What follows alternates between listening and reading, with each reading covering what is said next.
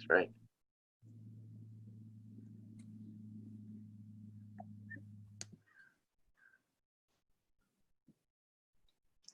Good morning. Good morning, Victor and Dennis. I heard you chatting Dan. about missing the live Sangha. I have to say I'm with you on that completely. How to find the way to that. I was thinking maybe some outdoor sitting one day might be a way to that. I know things just got kind of closed down, right? As I understood it. We just have gone back into, I think, a little closure, as I'm understanding it. There's bars and restaurants and gyms and churches are once again closed. And I don't know if that's in effect today, though I do know the YMCA here, for example, in Encinitas is closed already. And I do know that if you aren't closed today, you're preparing to be fully closed tomorrow.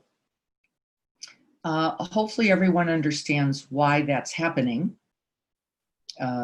We have enjoyed a couple weeks of activity, of movement, of being with friends and loved ones. And unfortunately, that has contributed to the escalation of the spread of the coronavirus, as well as consequently the filling of the hospitals. And so, of course, that's one of our big indicators. And I know it is Governor Newsom's largest indicator. When the hospitals get full and they get scared about now being able to adequately provide for people who are sick, we all have to contribute by taking a step back into a little more seclusion, a little more stillness, a little more back into shelter in place. And so we are there, arriving there. I thought the Paramita that we will be talking about today, I guess I should put this on to record now. There we go. The Paramita that we're going to be moving into today is the Paramita of Dhyana. Dhyana, isn't it funny? It looks like Diana Paramita, Dhyana Paramita.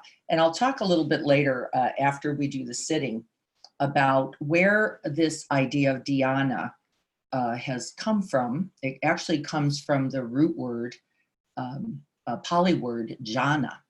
And we, those of us who have been practicing with the Sangha for a few years will know we went through an entire year-long study, essentially, of jhana. And those are varying states of concentration, would be one of the ways to think about it.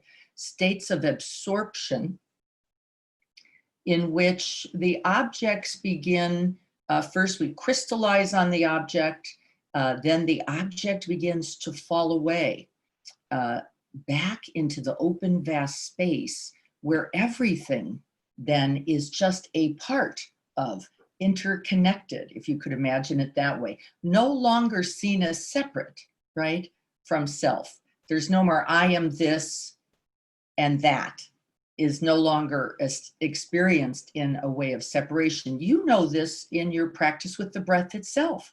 At some point, though, the breath is ever rising and passing. You don't have a sense of here it is, there it goes. And then there it is again, and then there it goes. We begin that way, right? Object absorption. But in the end, there is just this sense of presence, right? Embodied presence is a word I've been using a lot. Another word someone might use is awareness itself.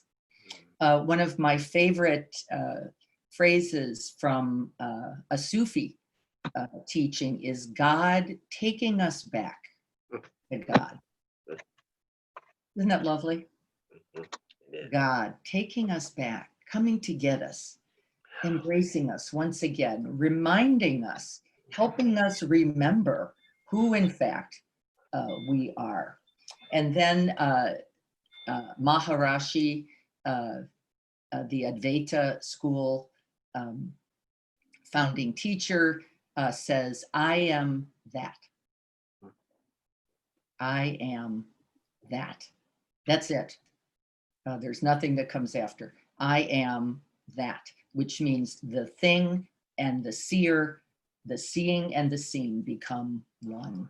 And Dhyana Paramita, the meditation beyond meditation, for me, actually has more to do with that one, the I am, that I am. I am all things, everything interconnected, everything rising and passing. So when I think of Dhyana Paramita, I actually, my mind and my teaching go a little more, not just to the object focus practices, but in fact, to that God taking me back to God, that level of absorption, concentration, beingness. Can anybody think of any other words there? You get the idea.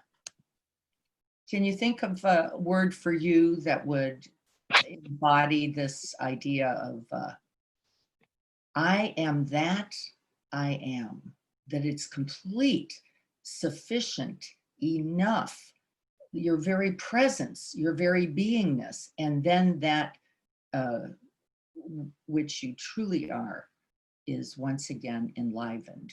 In fact, moment by moment, that's what we train for, don't we? To get all the obstructions, all the obscurations, all the hindrances, all the old mind, all the thinking this and that, says the teachings, which gets in the way of being that.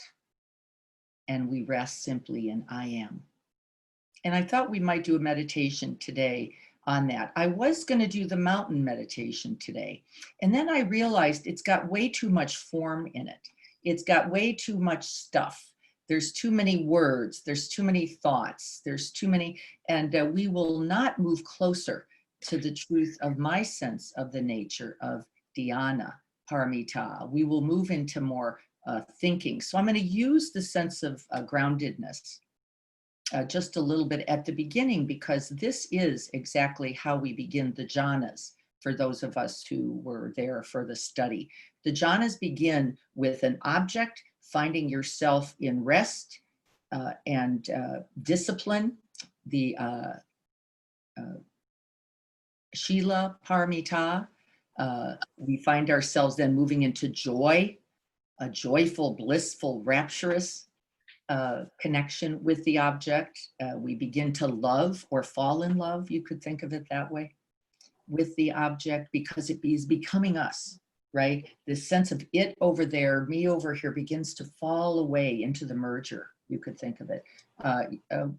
When they say what is merged, it is the bringing together of the humanness of ourselves along with the divine. And it is in this complete merging. They were never really separate, were they? It was only this fixed self-sense, me over here, God, other, life, right over there. And this practice is the one of drawing it all together. Dhyana Paramita. So I wanted to give you that sense. I do want you also to know that it is not completely consistent with some of what you will read. Dhyana Paramita can in fact then actually simply mean something as simple as meditation. And then whatever that means for you. But I'm going to take us into the Paramita of Dhyana Paramita, which is the gathering together of the parts into the complete whole. And effortless there, though it requires at the beginning, as we were learning, discipline, commitment, perseverance, patience, and an infinitely generous heart. These are all beginning to come together now in Dhyana Paramita. Let's see if we can't make some kind of contact with that. When I thought about a writing, the one that came to mind were the two I've already spoken. I am that I am. Then you even see their book shelved in that beingness. And then the that rests in the middle, whatever it is. And then the Sufi phrase that I so loved, which is God taking us back to God. And whatever God means for you, you know, for me, it doesn't have a theistic frame. It has that sense of complete wakefulness, complete presence, complete, unalterable, unwavering, imperturbable awareness. And so as you get prepared to sit, I think I'll just read this. See if it invites or invokes anything for you.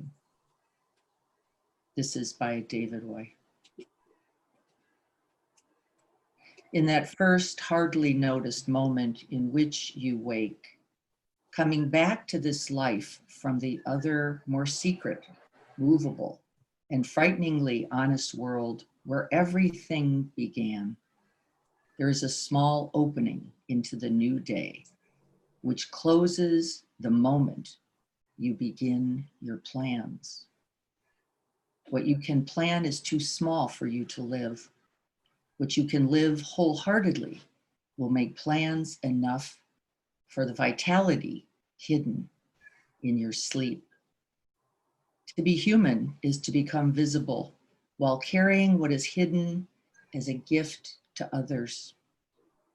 To remember the other world in this world is to live in your true inheritance. You are not a troubled guest on this earth. You are not an accident amidst other accidents. You were invited from another and greater night than the one from which you have just emerged. Now, looking through the slanting light of the morning window toward the mountain presence of everything that can be what urgency calls you to your one love. What urgency calls you to your one love. What shape waits in the seed of you to grow and spread its branches against a future sky? Is it waiting in the fertile sea, in the trees beyond the house, in the life you can imagine for yourself, in the open and lovely white page on the writing desk? Open and spacious.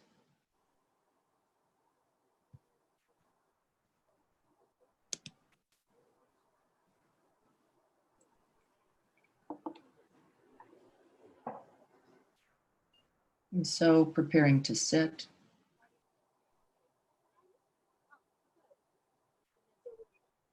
And remembering that at the beginning, there are some early instructions that invite us to bring attention to the one object, simply to steady the mind. We could invite that object to be our intention itself.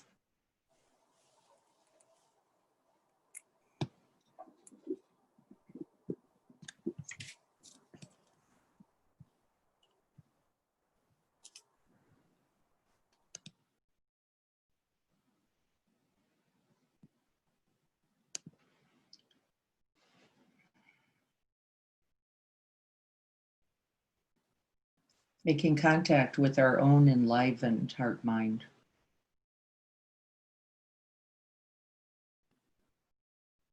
Whatever that is for you. We don't have to construct anything. See what's there. I am that I am.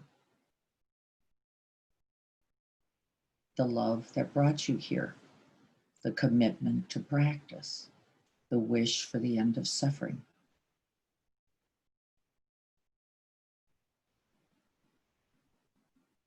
A place to rest the mind and call it oneself. May we offer this to the end of suffering. for all beings everywhere without exception, omitting none.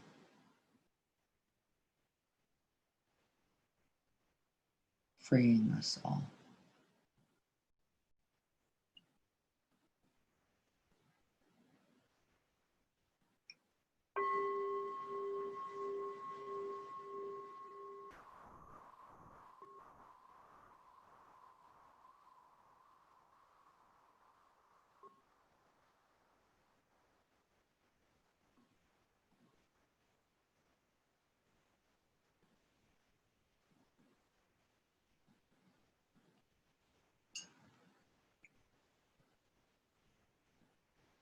And so we can begin to ground oneself into being by turning towards the temple of our own bodies, feeling the feet on the floor,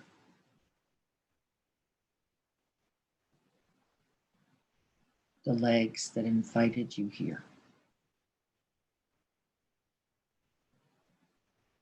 the weight of our humanness resting in the seat.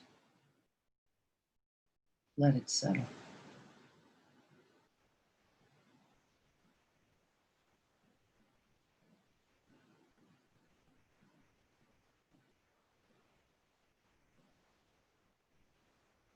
The aliveness and uprightness, the dignity and the strength, the flexibility of the spine.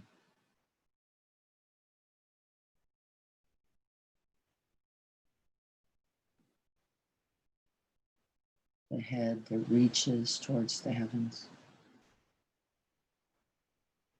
and is in fact apart. And then we breathe it back into the front of the body, softening.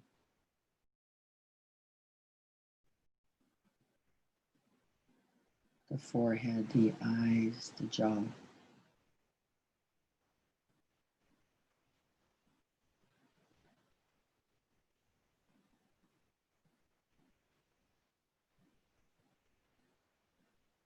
The ears, hearing.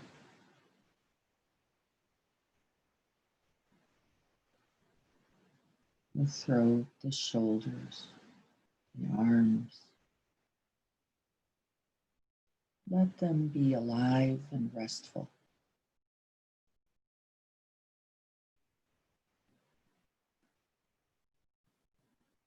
The contact of the hands.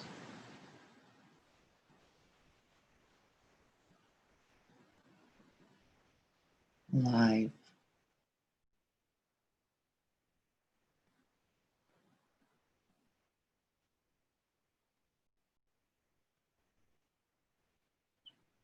And then moving into the chest.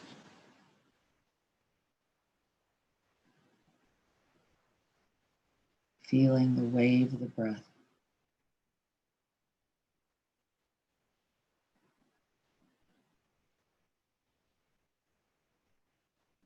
The beating of the heart.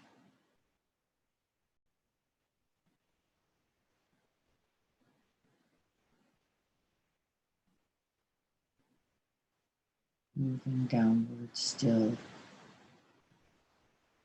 into the breathscape. And finding a place to rest. We're going to settle the mind here and let it be unwavering, unshakable. It isn't that it moves away. The mind will move as we establish one-pointedness. That's not the problem. What we treat as unmovable is the intention. The commitment to this one breath spot for time. And let it call out to you.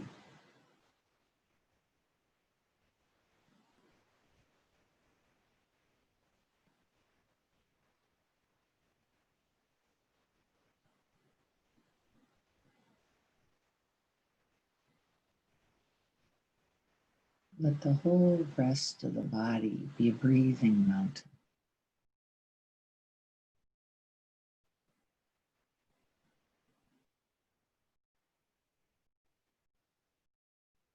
Grounded and rooted, upright, alive.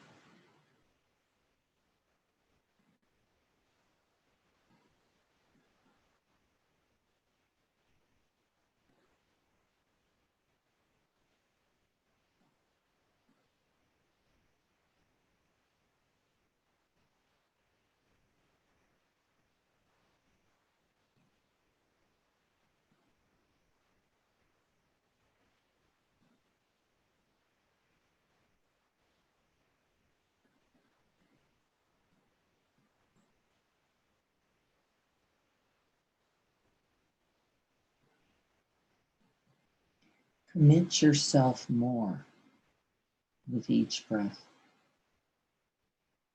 to the breath. Create space and room to enjoy the breath.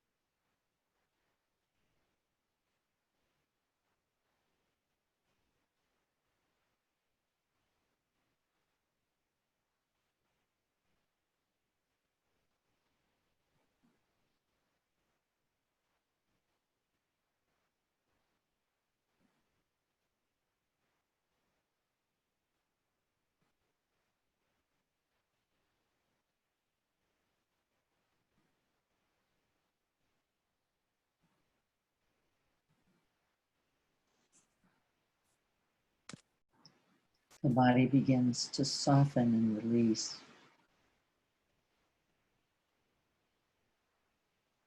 The disciplined mind beginning to create space and room and joy in the object of the breath.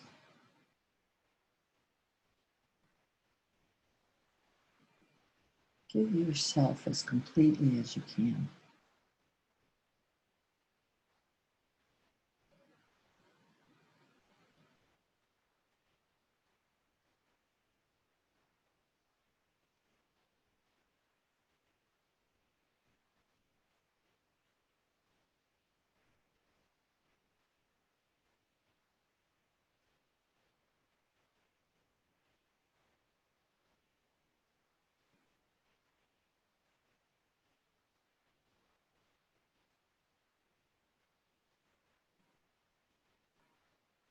Moving from a point in the breath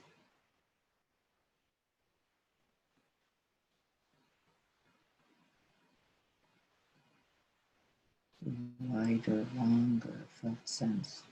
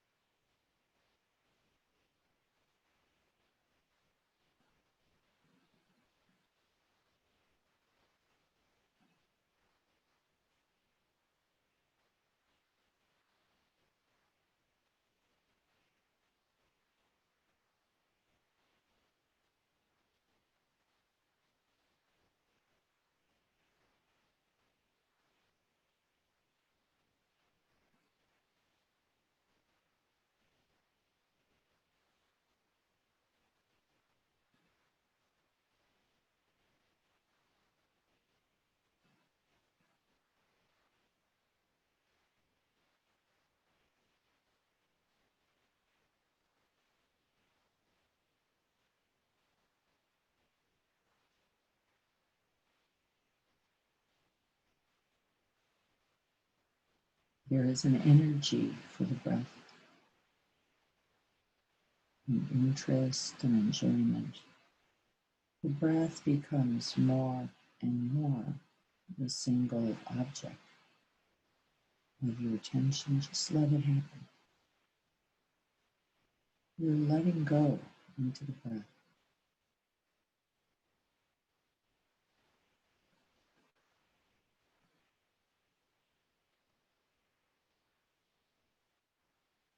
God inviting you home, says the Sufi.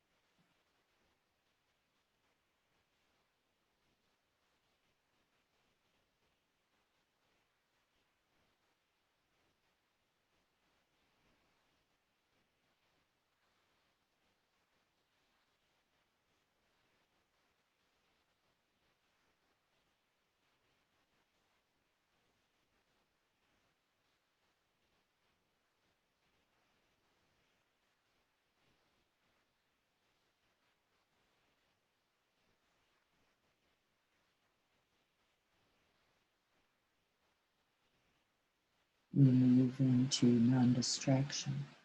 Nothing as interesting, nothing as compelling as the experience of breath.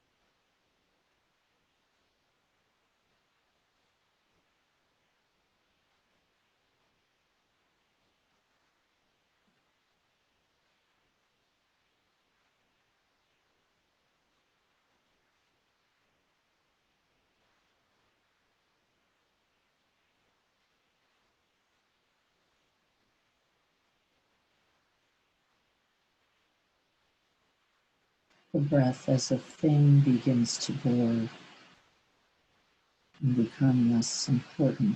There is a quality of mind, pristine, luminous, open, spacious, and vast, that is holding the breath, emerging with the breath, so there is now no distinction. Pristine awareness abiding. And at that point, the abiding becomes the object, and the breath begins to fall away. We don't rush this, we just let it happen.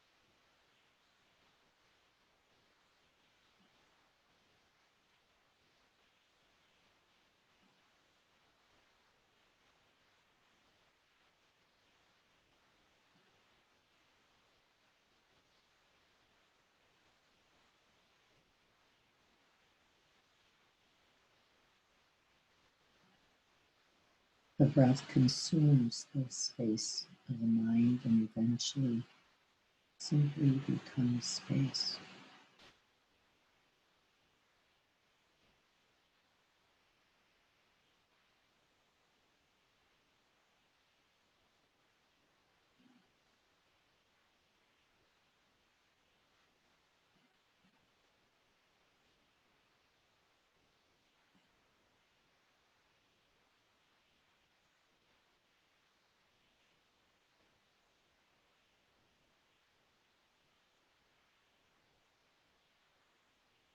There's nowhere to get, no place to be. There's just I am in the breath.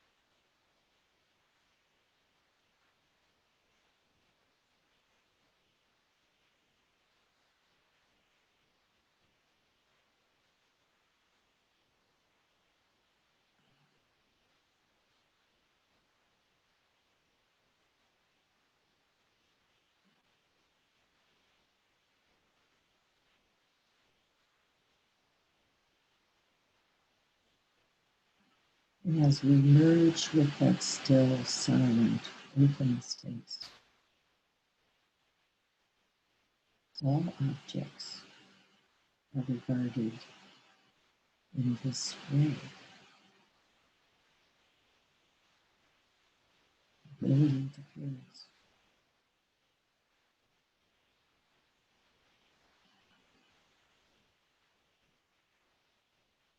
Not me, not mine, not I.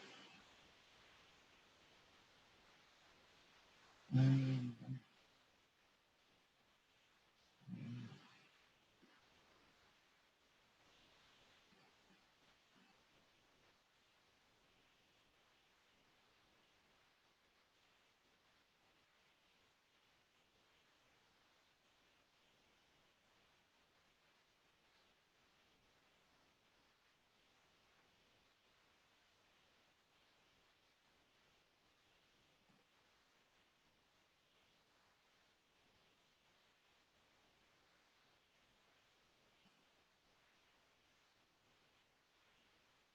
But for now, we merge continually with the open space.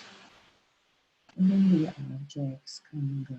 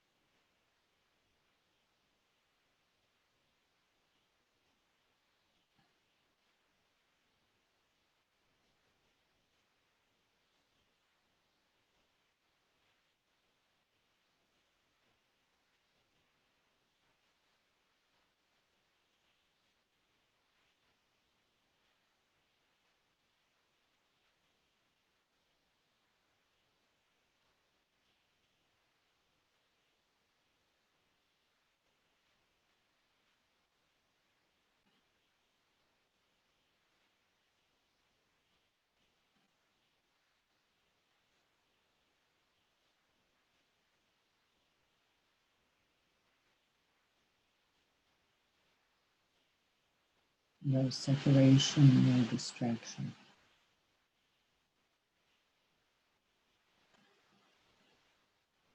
Open and spacious rooms. Quality of mind.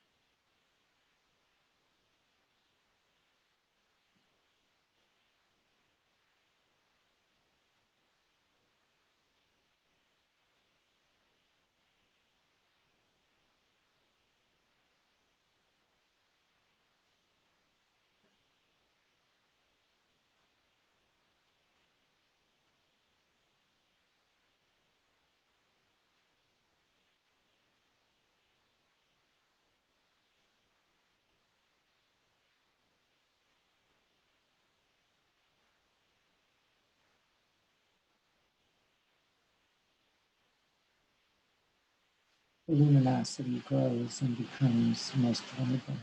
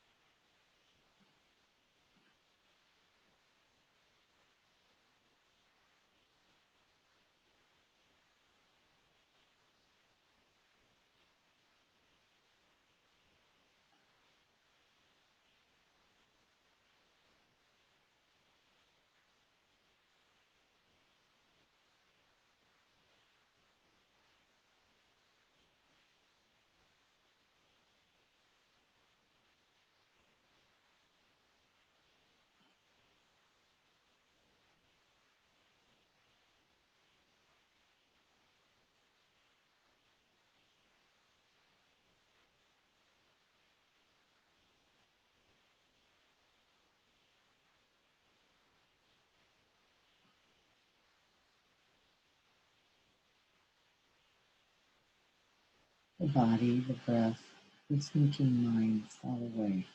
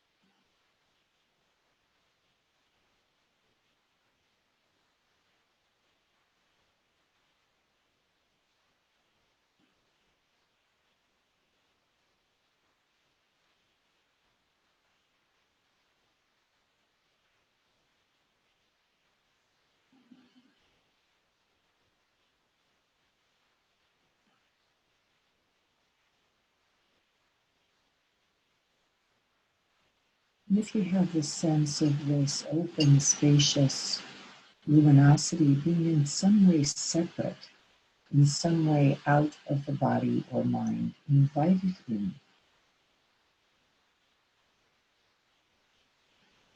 Leave it in.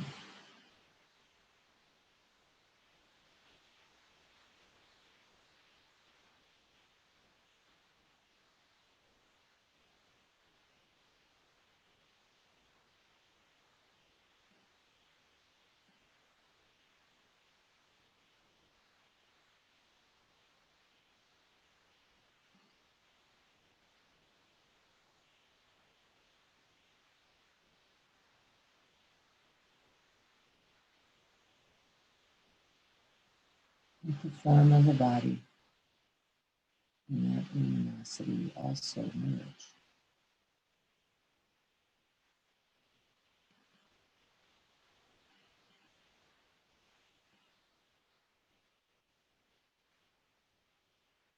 So that the body itself becomes one vast luminous source.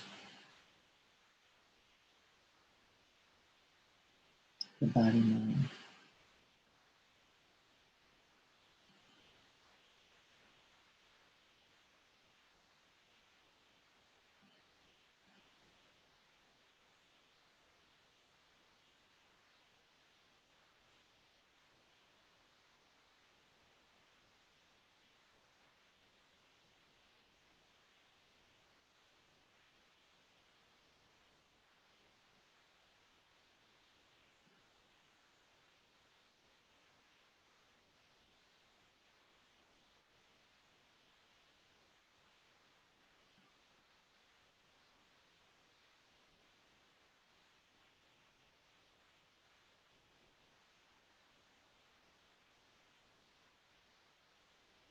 Feeling the pristine awareness radiating in all directions, right from this body mind.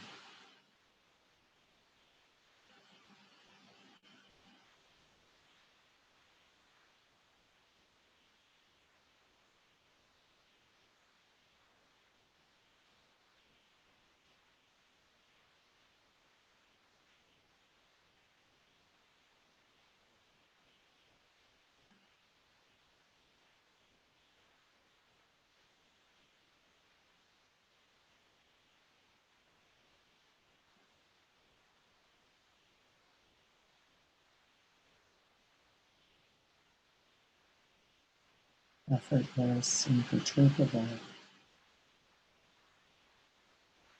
I am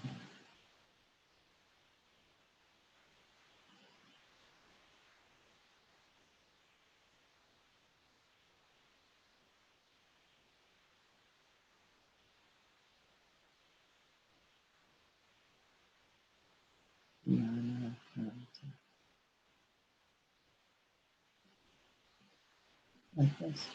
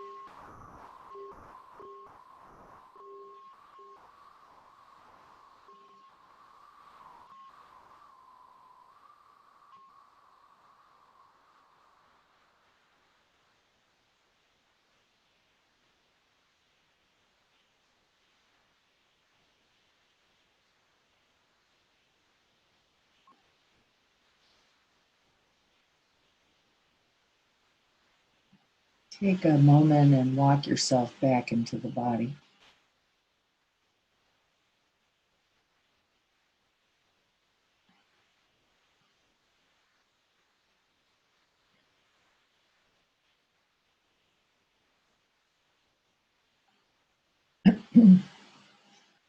One of the most important qualities of this kind of practice for me is to be watchful. Really, I spent a lot of time doing it, so I know a lot about it. A lot of time trying to get somewhere else. And be watchful of this habit nature, to think I've got to be some other way than I actually am. I've got to be better, different, spiritual. I don't know. There's lots we can land on that. And it's always misinformed and misguided. So be careful about that tendency. The better practice is probably simply to just be with the breath and see what happens. And I took you up through some of the stages of the jhanas, and very likely uh, some or none of them happened. And it's just an allowing. Really, there is no order, there is no number, there's no number of minutes. If you only stayed here for this long, then you get to that. And the more we get into that kind of linear thinking or that kind of methodology, I think I'll use that word, actually the worse it is for us. And so really the instructions are right at the beginning, which is simply rest the mind in the breath and become interested, becomes a little more sustainable. There's an energy that's cultivated for residing. I just walked this up and through a little, but be careful because very likely that may not have happened in quite that way for you. And it's not the intention, it's just to point towards the possibilities and where those might be. So be watchful of this belief thought that somehow I failed if I didn't end up merged completely with pristine luminous awareness. Yeah, be careful of that tendency. Dhyana Paramita is actually the bringing of that quality of mind to everything, just as it is, without having to be in any special state or way at all. So watch it. It's very tempting, isn't it? Any thoughts about this practice, experience, meditation? I see something in chat, but feel free to come online and say something or write something about this Dhyana Paramita, which is really right before Samadhi and Prajna. Samadhi is one of those qualities of just resting in that merged sense, and prajna, clear seeing, most pristine awareness that is filled with wisdom and compassion, is its ultimate result. So let's just hang out for a minute with this and see what's happening. Reminded from a mentor, yeah. So the Course in Miracles, yes. Some people will have that sense. There's no one way, of course, to have that. Other thoughts about it? Hard to keep thoughts at bay. Actually, it's not the idea to keep thoughts at bay. In fact, this is, I think, one of the places where we really can get into trouble. We're actually noticing the thoughts. They're really just there with sounds, body sensations. Our commitment, remember when I said what is unwavering, is not initially the mind. That mind is just doing exactly what it's doing. It's noticing thoughts and then back to the breath. Notice the sounds and back to the breath. Body sensations, back to the breath. The commitment, the unwaveringness, the imperturbability is in the commitment itself, which is no matter what else is happening, whatever object is arising, there is that which also can hold it, see it, and just abide And we use any one object. This time we use the breath, which is the most common in these traditions. So be watchful of the idea that I've got to push away, reject, get rid of, force out, put the blinders on. It actually doesn't work very well. And then you'll end up with a strong sense of failure or striving or accomplishing, or the I self really rises up, I think, in these moments and really gets in the way. Because now I, the failed thinker, can't keep this somewhere else. It's really not the idea at all. So be watchful. Don't make the thoughts the problem. Don't make the one who is thinking the problem. Just rest the mind again and again in the experience of the breath and let it take care of you, as they say. I hear someone, so checking in on that. I was just going to say that I think I kept the intention in mind, and I didn't really have a sense of failure. I just had a sense of perseverance, of sticking with it, even though I couldn't stop. I mean, I just today, I guess there's just so much happening. So I guess it was the keeping the intention and the perseverance, and then have kind of these breakthroughs of space that were really exhilarating. Wonderful. That's the patience factor also, Leanne, isn't it? Right? We just stick with it without hoarseness. Beautiful. That's exactly right. And we let it cultivate us. That's a much thank you for that. I wasn't really so much speaking about you. I was really speaking about just the habit of mind that can get in the way there. And thank you for clarifying that, because that is the practice there. And then you saw those little glimmering moments I heard. It's like a little flash moment of just space or openness or awareness itself. You know, it's infinite words. It's all ineffable, really.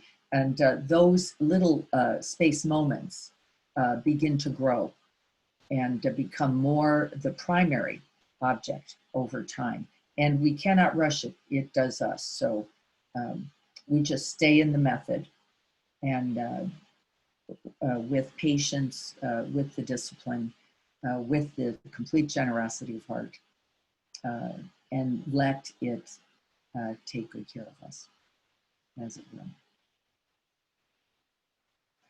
Seth, I was surprised at how easy it was to move from fear, worry states into this more bliss-like state. Yeah, just being in the breathing, just from the intention itself. Yes, it's really quite amazing once we just surrender into the complete intention, how the attention follows along. That's right.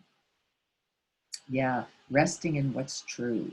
Dhyana says, yes, the most abiding nature. Anything else? I'm going to take a sip of my Thai tea here before.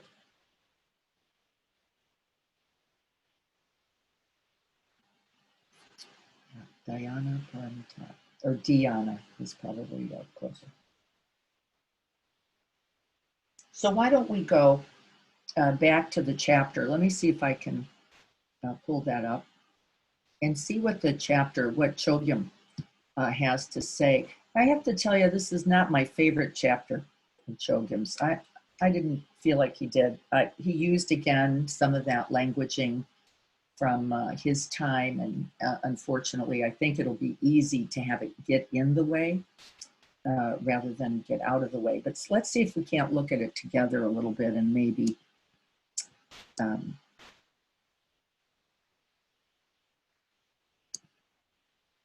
and I have to share this with you. Let's see if that works. Can we see the chapter now? Yeah. Okay, great. This is the previous chapter. We hadn't quite finished it, so I just want to say a few things about it because it starts to speak. He's even speaking in the rejoicing, this quality of energy, joyful energy that we were looking to make contact with. I was just calling it rejoicing, but this energetic sense of a joy, really. It says, keep going. This is the right direction. This is the good news. Move this way. And the other things he said near the end of that chapter is that it, rather than taking it on as me, here is what he's saying, there is just the sense of it being available. And I wonder if anybody got that. This, not I am joyful or I need to be moving to be joyful, but just this energetic sense. I think Leanne kind of was talking about it a little bit there. A feeling that it's larger in some way than just mine or just me. I think he uses a word, I don't see it yet, but he uses some kind of word like divine or sacred, and I think that's what he was really, oh, here we go. You enjoy yourself because you have the feeling that your world is sacred. And again, we have to be careful, right? Because yes, it's true, everything is sacred, but it's this quality of mind that we're bringing that now comes with this joyful energy, the feeling like everything is, I'm hesitant to use the word workable because, you know, life is unresolvable also. So I don't want to quite use that, but I can be with it. I can be with it. I can be present to it in a way that makes that joy, the joy of being alive, the joy of being alive to it all. It really falls, the sense of pleasant and unpleasant isn't even really the point anymore. It's just, wow, this is the truth of being human and being awake to this humanness. And that awakeness and that humanness together join in this thing I think he's calling sacred. I don't know if that's making sense, but this sense of wholeness, maybe, of complete presence. He says the kleshas, all the hindrances, the suffering, begin to fall away, not because they're not real or because they're not there, but because you see a workability in it all. And again, he's saying non-arrogance. You don't claim this as yours. It's not like I've got it now. It's just, oh, this is life. This is what I am here to learn. This is what life is here to teach me. And we begin to extend this sense, this joyful endeavor to not only ourselves, but the energy of it is so vast, it is so big that we can't help but offer it to others. There's no way to keep it to yourself at all. It'd be impossible. The energy is so dynamic that you bring it with you, I would say. It's carried with you wherever you are, and that there can be no way except to then bring it to the with the wish for others to be happy, for others to be free from suffering. There just wouldn't be any other way. We don't have the prajna yet, even in Dhyana, Paramita. We don't have the prajna, the wisdom yet to know exactly how to act, but we're starting to feel like it's possible. We have an energy for it, and we are going to go forward, is what I would say. Gampopa said that exertion is connected with the sense of being one with the Dharma. And that sense of oneness is, in fact, what we begin to work our way into in Dhyana Paramita, right? That sense of oneness. This is, I am not separate from that. I am that, whatever it is, like it or not, pleasant or not, in the mood or not, the conditions begin to fall away. And Dhyana Paramita really help us ground into that. Like I can just be here with this, and the obstacles, the hindrances are no longer obscuring me. It says here, exertion means being consistent, continuous, and faithful to the practice. We know that the practice will help us. He says there's 3 kinds of exertion. I didn't find that necessary. I don't want to pull those apart today. We can get some kind of flash on the spot. And he talks about that a lot, this kind of, here I am, here it is, it and I together. And I like that idea. I have experienced it myself, like, okay, whatever I thought was supposed to be happening, no, here this is. I'm going to speak for 1 second about this ayatanas and dhatus. Again, words I don't really want us to have to get lost in, but the ayatanas are simply the 5 sense stores and the mechanisms for hearing. So there is sound and hearing, objects and seeing, sensations and feeling, fragrance and smelling, tastes and tasting. And so that's the ayatanas. There's 12 consequently, because there's also the mind that knows as the 6th sense store in this tradition. There's not only the 5 senses, but the 6th sense, the mind itself, and then there is all of the knowing apparatus, and that's the ayatanas, the objects and the apparatus for knowing, ears, eyes, nose, mouth, body, and mind. And the dhatus take us a step further. The dhatu actually, it says there's a reference here, but I don't, okay, there it is. The dhatus then add a whole other a 3rd layer. And the 3rd layer is the consciousness that knows them. Ayatanas are the sense stores and the objects, the 12, and then the dhatus are the consciousness that knows it. And it's called, it says things like eye consciousness, ear consciousness, nose consciousness. The consciousness that knows puts it at the 18. So here we are at chapter 31, meditation, Dhyana. And remember, Dhyana, the words up here, so that's the spelling, actually comes from the Pali jhana. And then Dhyana then further moved, and it says here, into Chan, Zen, and became Zen Buddhism in Japan and Chan in China, and that's all that says there. Subdued thinking or mindfulness, stabilized thought process. These are just some of the languaging for understanding that. Stillness, open space, the falling away of distractions, a certain groundedness, could you feel it? A certain kind of stability in the stillness is also a descriptor. It says the paramitas, a step beyond the paramitas of generosity, discipline, patience, and exertion. At this point, there's a quality of stability. We can find our way to it again and again, and with consistent practice, it becomes more and more available to us, which is why the meditation itself, the methodology, is so important.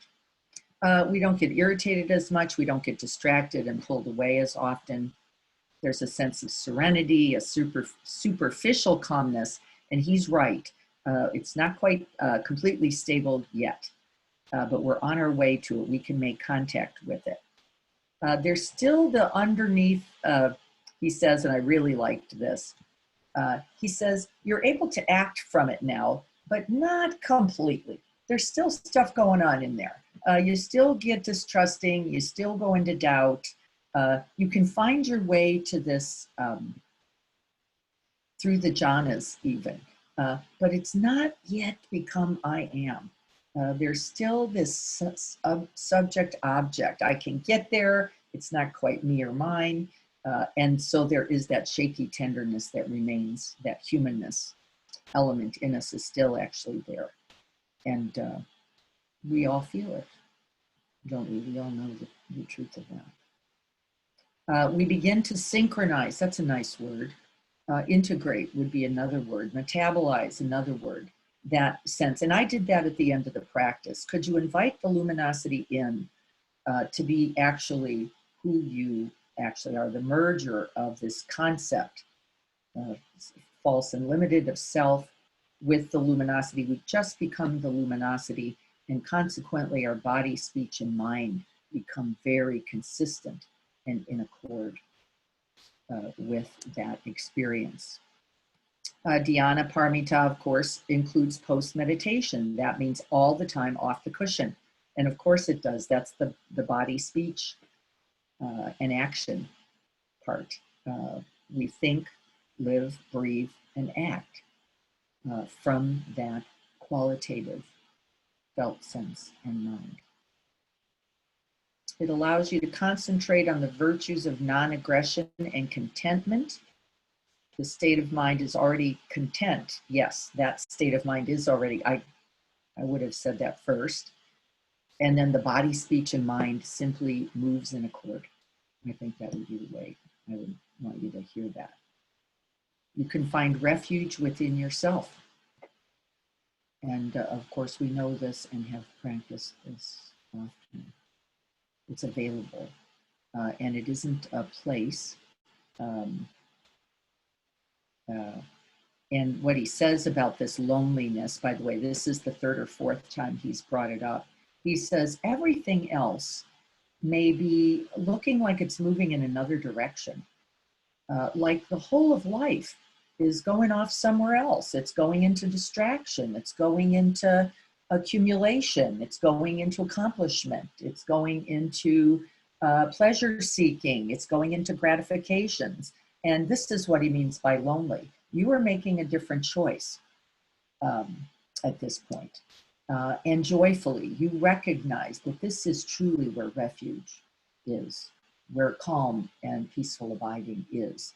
And you're not as caught off guard. You're not as distracted. You're not as pulled away in Dhyana, Paramita, because the juice, the joy, is here. And there is no comparison to it. And I happen to know that to be true, as I hope those of you who have practiced for any time will know. There is nothing more contented, more joyful, more available, present than that quality of mind. There's nothing you could get in the conditioned world that could compare. And that's what he's saying by lonely. You're going off by yourself because everyone else is heading to the bar. Everyone else is going to the circus. Everyone else is heading that away. And you, by virtue of your experience, are saying, no, I already know. There is no circus better than this quality of my own most natural and available. It's a quality of concentration, and it does begin that way, and that's the jhanas. And they're useful and in cultivating both energy and joy, rapturous bliss. These are the kind of words that get used, which are so lovely. A way of seeing and experiencing how other people's minds actually work. We have enough clarity of mind to see it. And you know this. You can actually, rather than become judgmental or just reactive, we can say, wait a minute, I know this quality. I know where anger comes from. I know where your insecurities are arising from, because I have cultivated a quality of mind that can both see and hold that in myself without being swept away. And that invites that steadiness. We're no longer caught in the world of desire for something else, is actually what it is. That's the greatest desire. Isn't that amazing? It's not sex, it's not drugs, it's not fame, it's not, it is the greatest desire, the greatest preoccupation of all is this very one. Dwelling in the Dharma, accumulating goodness and enthusiasm. Again, here's that energy that we're talking about that we critically need. We did the shamatha practice at the beginning. This is how we begin. And it cultivates us wisdom by its nature. We don't even have to force it, because we begin to see that what? Sense door objects, sense doors opening, knowing. And we just keep seeing that continual process. That's the very beginning. And then we stabilize that so we're not being carried away by those.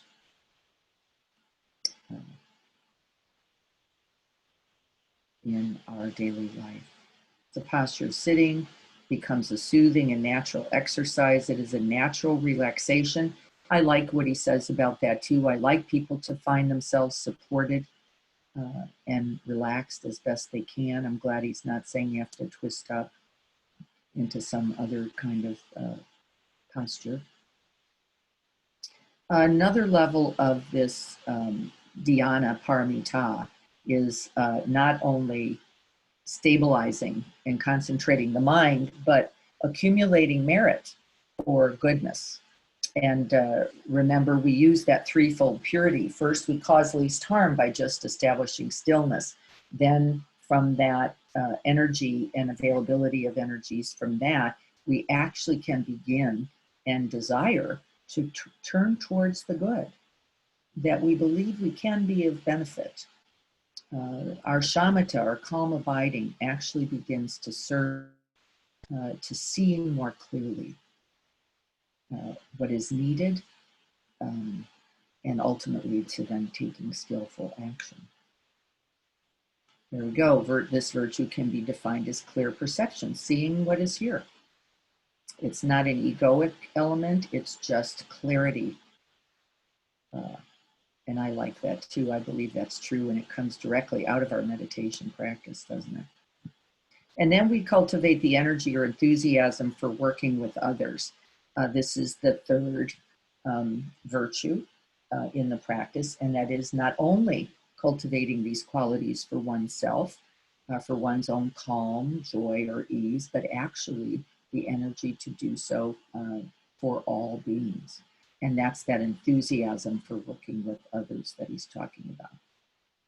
We no longer distinguish, I would say, ourselves from others. We recognize, without your happiness, I could not truly be happy.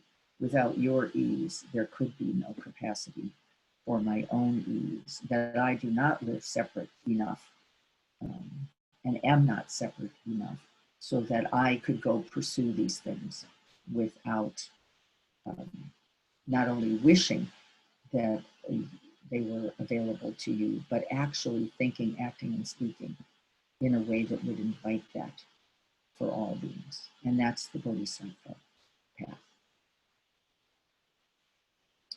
He's still talking about the cultivation of energy here. It's just true. We work every day.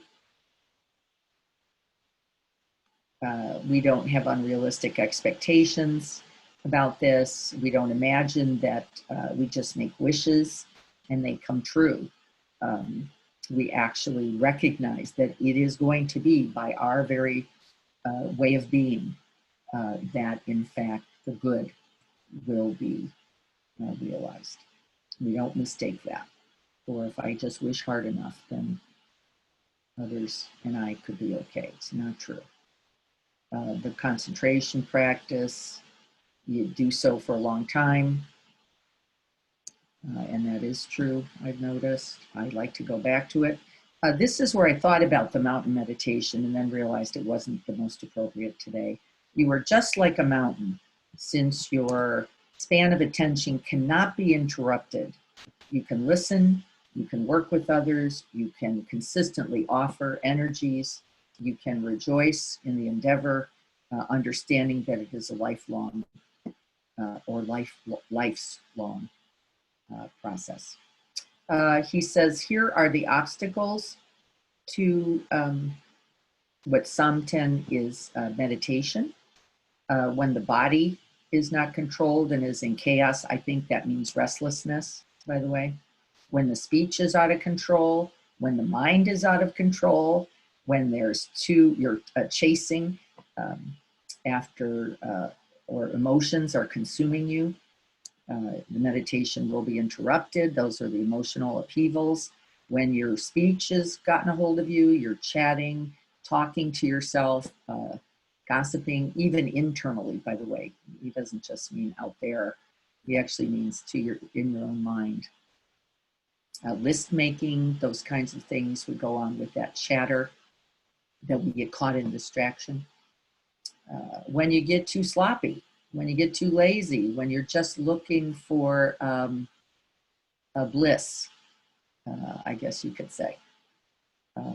This does not serve you either.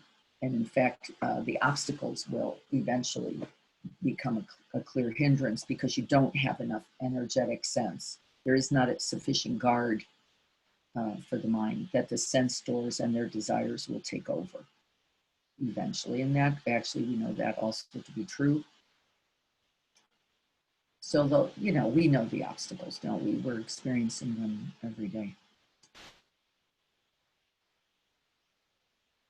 He says that along with meditation, something to invest oneself in, of course, is the Brahma Viharas, or the heavenly abodes. And those are loving kindness, compassion,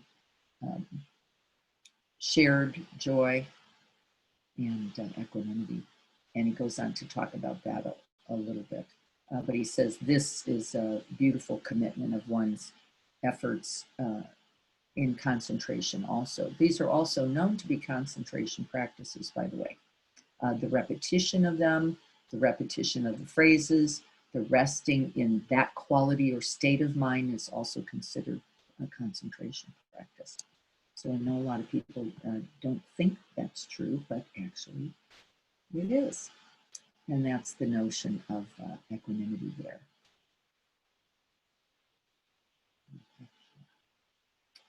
All based to cultivate a meditation state based on egolessness and compassion. So there we go. Prajna is next. I look forward to sharing that with you. So here we are, we're out of time. I'm glad we got through that a little bit. What's most important for me about that, by the way, is the methodology takes care of us, that the practice itself takes care of us, that we don't have to try to be some other way, that we can stop making excuses, actually, for why we don't practice. We're drawn to the practice because we see the refuge and the availability, even in the short term, even in the temporary calm and clear seeing. The temporary open-heartedness that we have it's worthwhile. And so we commit ourselves to continue. Dhyana, Paramita, the practice, the everyday practice. And so the practice this week is to at least take some moments every day for meditation. And I'm not going to set what that means for you. I'm going to say do it every day. And that with this consistency, with continuity, there is much to gain and be a benefit for you. So let's do that together. That's the practice. Every day. How many minutes is going to be up to you? What type is up to you? I actually would recommend a little bit of the Dhyana try, just resting in the breath and then seeing what is cultivated in this way of continuous mindfulness. And so let's sit together for a moment.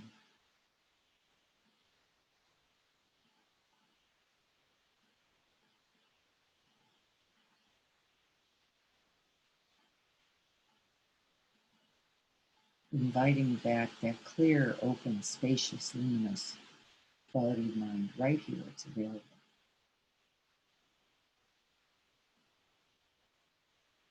And may we offer that and the merits of this practice today to the end of suffering and the realization of true and abiding happiness and freedom.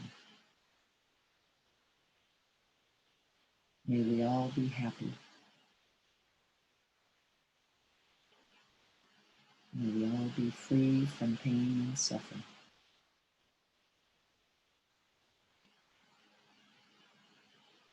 May we enjoy, rejoice at our good fortune, and offer that fortune to others.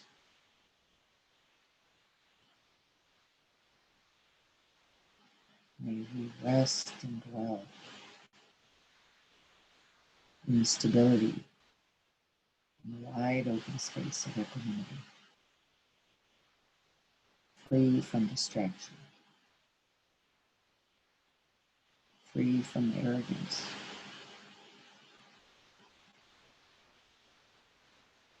free from ignorance,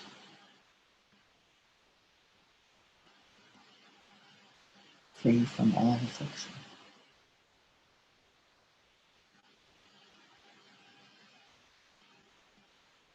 And may our practice today contribute.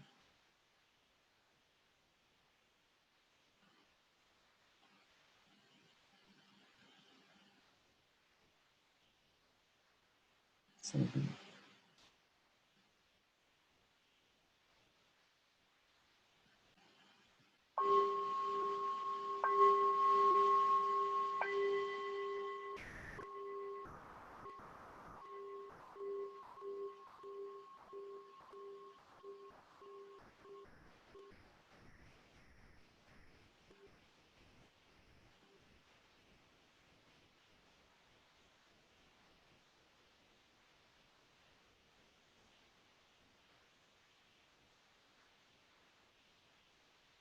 Thank you all for your practice today. May we bring generosity, discipline, patience, joyful exertion to the practice of Dhyana Paramita this week. Thank you all so much for being here with me.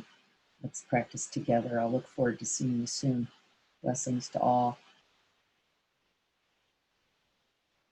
I'll leave the chat on for a moment, just so if you choose, you can leave a message if there is one of any type. If you didn't receive chapter 31 and 32 from me and you need it, please let me know. Otherwise, I will look forward to seeing you on Saturday morning.